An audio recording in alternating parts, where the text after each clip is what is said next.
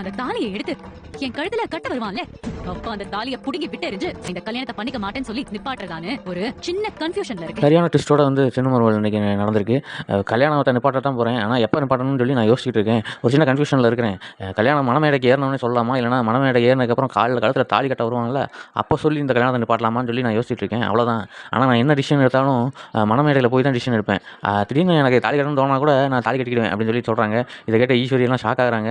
தாமரை வந்து சொல்கிறேன், இந்த 3வது ஆப்ஷன் சரியில்லையே, இந்த ஆப்ஷன் செலக்ட் பண்ண என்னமா பண்ணுறது அப்படின்னு சொல்லி. ஆனாலும் எல்லாருக்கும் ஒரு பதட்டம். ஏன்னா ஏற்கனவே அந்த குடுகுடுப்புக்காரன் வந்து ஒரு சொல்லியிருந்தால, இந்த வீட்டில் கல்யாணம் நடக்கிறமோ நடக்காதோன்னு சொல்லி கடைசி வரைக்கும் வந்து பரபரப்பாகவே இருப்பீங்க, அந்த மாதிரி தான் உங்களுக்கு வந்து இருக்கும்னு சொல்லியிருக்காருல. அதையும் நினச்சி பார்க்குறாங்க போஸோட அம்மா.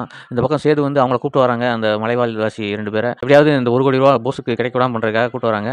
கல்யாணத்தை நிப்பாட்டுறதுக்கு இந்த பொண்ணுக்கு சரியான காரணம், இன்னும் ஒரு பெரிய காரணம் வேணும். அதுக்கு தான் வந்து அந்த சேது அவங்க கூப்பிட்டு வந்து அதை நிரூபிப்பார்.